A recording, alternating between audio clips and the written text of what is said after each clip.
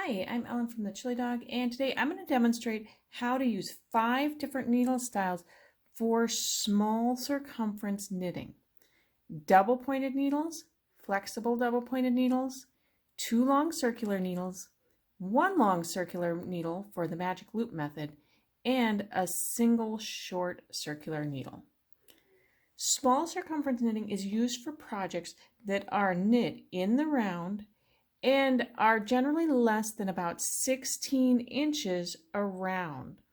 And that is the length of the shortest standard circular needle on the market. Some common small circumference knitting projects are socks, mittens and gloves, infant or small child-sized hats, sweater sleeves that are worked in the round, and even some bags or pouches. And I'm going to be demonstrating the process today with the knit knot bag that I'm currently working on. Small circumference knitting can be done with all of the most common knitting styles: English, Continental, and Portuguese. It's not so much about how you hold and manage the yarn, but more about how you arrange and move your stitches on the different styles of knitting needles. So I'm going to start with double pointed needles. And this is the method that requires the most needles. Then I'll work down to the methods that only require a single needle. I placed 4 locking stitch markers evenly around my knitting, and that's to help you see how the fabric is going to be arranged on the needles as I'm knitting. This pink marker is at the beginning of my rounds. No matter which style of needle you're using, there are a couple of guidelines for small circumference knitting. First, it's knitting in the round, so you're going to work around and around and around the piece without turning things over as you would when you're knitting back and forth in rows. Second, small circumference knitting is almost always done with the right side facing, which just means that you're looking at the right side of your work as you knit. Let's get started. Knitting in the round on double pointed needles or DPNs begins by arranging your stitches evenly around either 3 or 4 needles. Most of the time I prefer to arrange my stitches on 4 needles. This can be especially helpful for projects like sock patterns, where half of the stitches in a round are the top of the foot and the other half of the stitches are at the bottom of the foot. So with your stitches on 4 needles, knitting begins with the 5th needle. The right side of our work is facing us, and the round begins at this pink marker.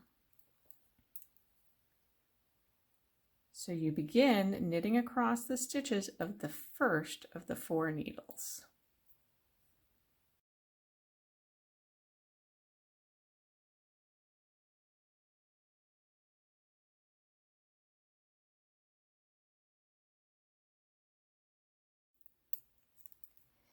When I get to the end of that first needle, in whatever stitch pattern I'm using, you just slightly rotate your work to the next needle. You have a loose needle now, and that's the one you're going to knit across with. And now you just work around or work across the next needle.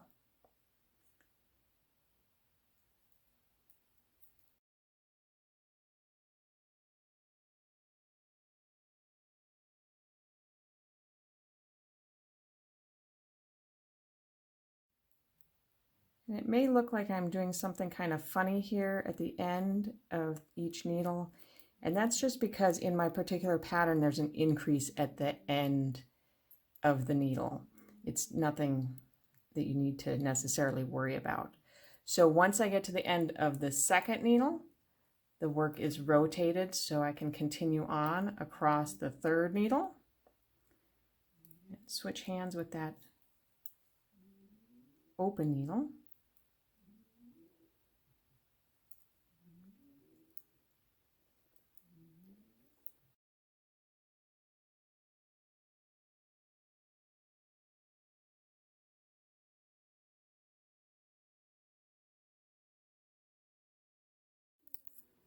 When I reach the end of the third needle, things get rotated and it's time to work across the very last needle to the end of the round.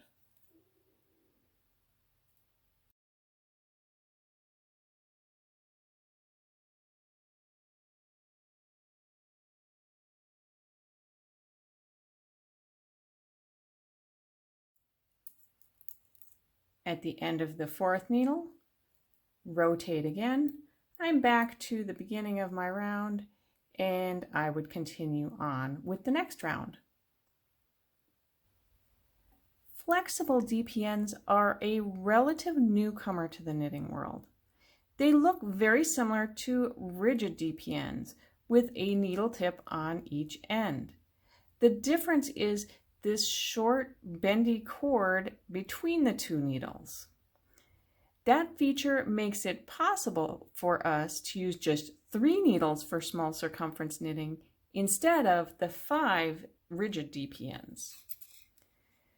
So this time our stitches are arranged evenly onto 2 flexible DPNs with half the stitches on one needle and half the stitches on the other. Then knitting begins with the third needle. We still have our right side facing and this pink marker marks the beginning of our round. So we shift our stitches here down to the tip of the first DPN and then we can go ahead and knit across the first DPN in pattern.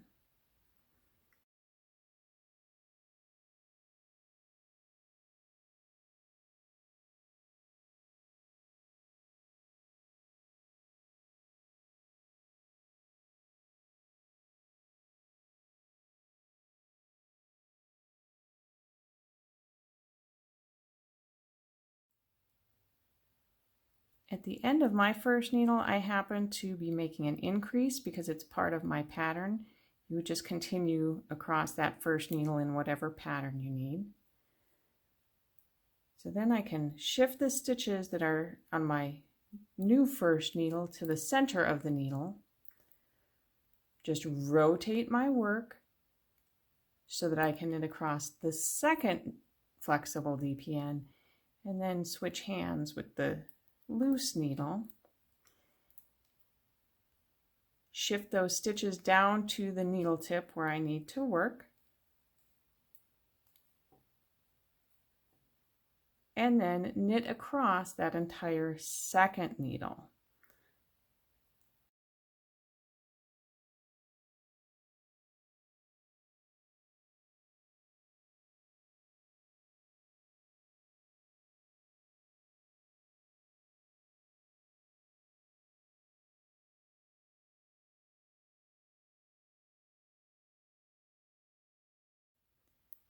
When I get to the end of that second needle, again, I can shift the stitches to the center of the needle so they're held out of the way and don't fall off either end.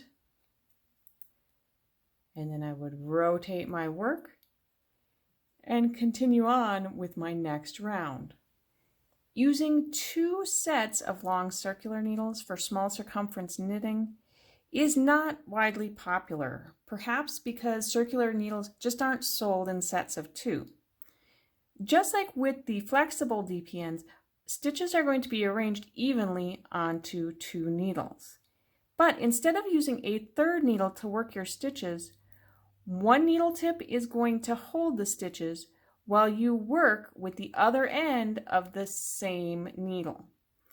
Essentially, all of the stitches that are held here on the first needle will be worked with and remain on the first needle. All of the stitches that are held on the second needle will be worked with and remain on the second needle. We still have our right side facing and this pink marker is the first stitch of the round.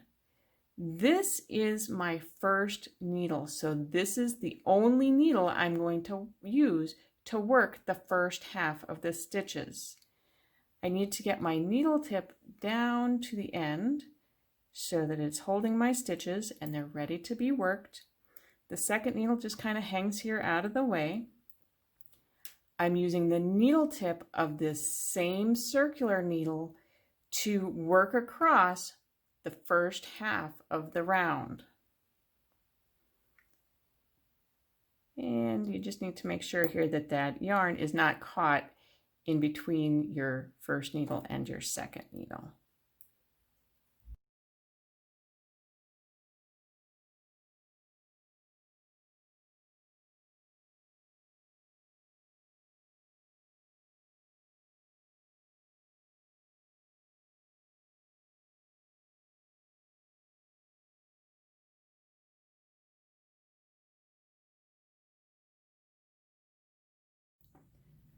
When I get to the end of the first needle, I can pull the needle tip so that the stitches are resting on the cord. Then it's time to rotate the work, and it's time to work across that second needle. And for this method, again, you need to be a little bit careful that your yarn doesn't get caught and trapped in between the two needles. So I'm going to only use the second needle to work the second half of the stitches. I'll slide the needle tip down so that the stitches are ready to be worked. Use the other end of the same circular needle to knit across those stitches, and then begin knitting in whatever pattern you're using, just across the stitches on the second needle.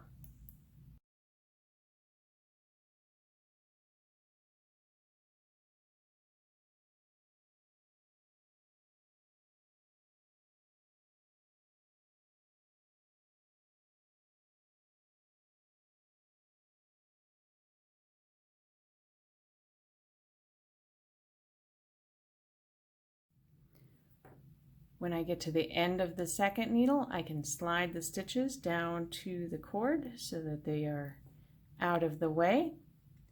Then it's time to rotate the work again and work the stitches for the next round, again starting with this first needle and making sure that the stitches are knit and held all with the first needle. The magic loop method is kind of clever because it allows you to use a single very long circular needle to knit around a circumference that's much smaller than the length of the needle.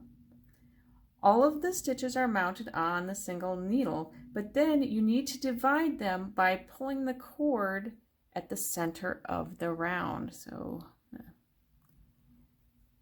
find the center of my round, grab that cord and kind of bend it in half and pull the cord between those two stitches. So that basically divides our stitches in half. So as we're knitting, half of our stitches will be held on the cord and half of our stitches will be held on and worked with the needle tips. Again, the right side of my work is facing, and this pink marker is the beginning of the round. So I'm going to work across the first half of the stitches and push my needle tip in here so that the stitches are up at the tip and ready to be worked.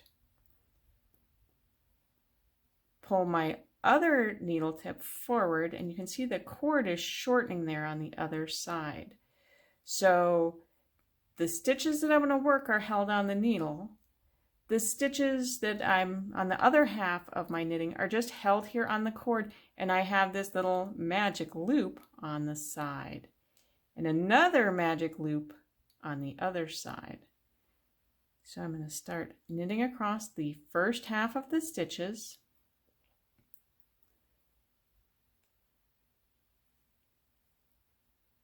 Try to get my loops down here so you can see what's happening with the cord on each side. I like to think of those cords as butterfly wings on each side of my knitting.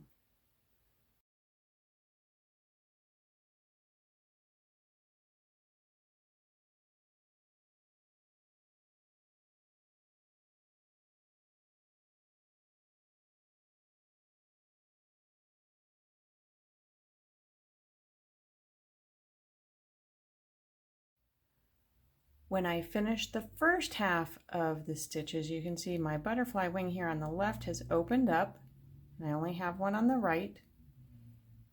My work gets rotated so that the right side stays facing.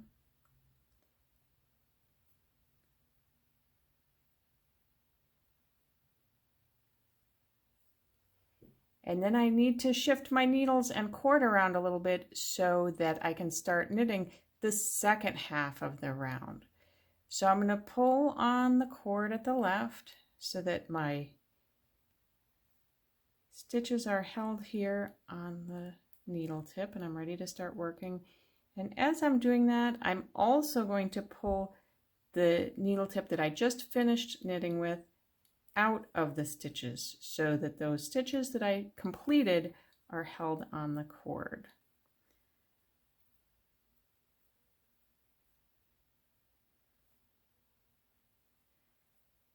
So again, as I work the second half of my stitches, they're held on the needle. I have a butterfly wing here on the left. The first half of the stitches are here held on the cord, and I have another butterfly wing as I start knitting with the needle that's in my right hand. So here's my second butterfly wing. Again, you need to be careful here with magic loop that your yarn does not get trapped in between your needle and your cord, because then funny stuff happens.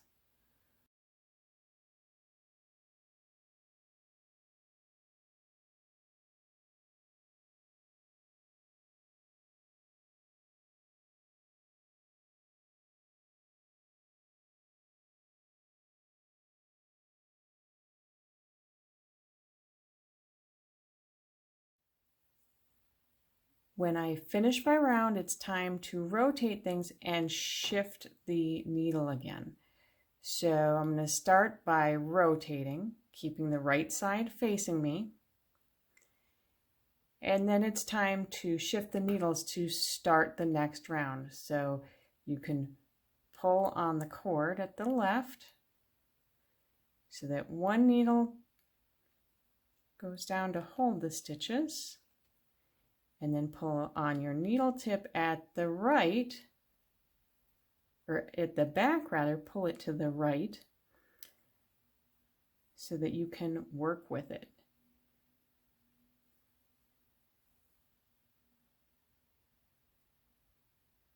And then you can go ahead and start your next round.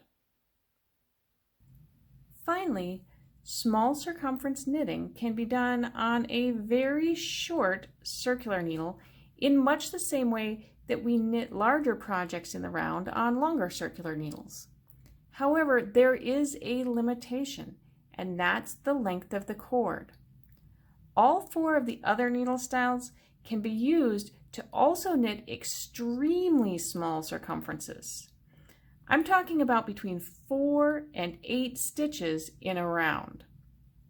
When you use a single short circular needle, the circumference of your knitting needs to be close to the length of the needle. This could be problematic when you get to the toe of a sock or the fingers of a mitten or a glove where you're only knitting around very few stitches. So when working on a short circular needle, all of the stitches are held on that single needle. If your needle tips are different lengths, like mine are here, and I'll pull it out so you can see I have one longer side and one shorter side, the stitches are going to be held on the shorter side, and you're going to use the longer side to form your new stitches.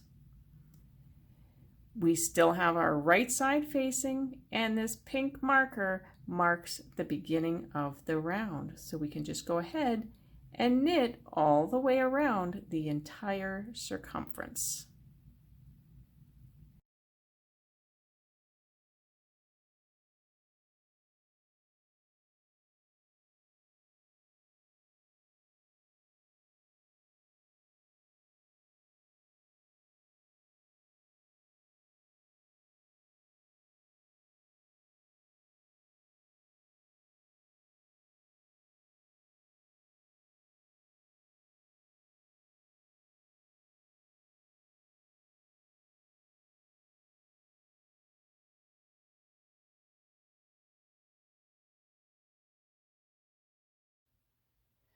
I hope you enjoyed learning how to use DPNs, flexible DPNs, 2 long circular needles, 1 long circular needle, and even 1 short circular needle for small circumference knitting. It's really great to have so many different needle style options available so we can each choose which style is the most comfortable as we knit our favorite projects. If you'd like to try small circumference knitting and find your next favorite project, head over to the shop section of thechillydog.com and look for the Knit Knot bag. Until we stitch again, happy knitting!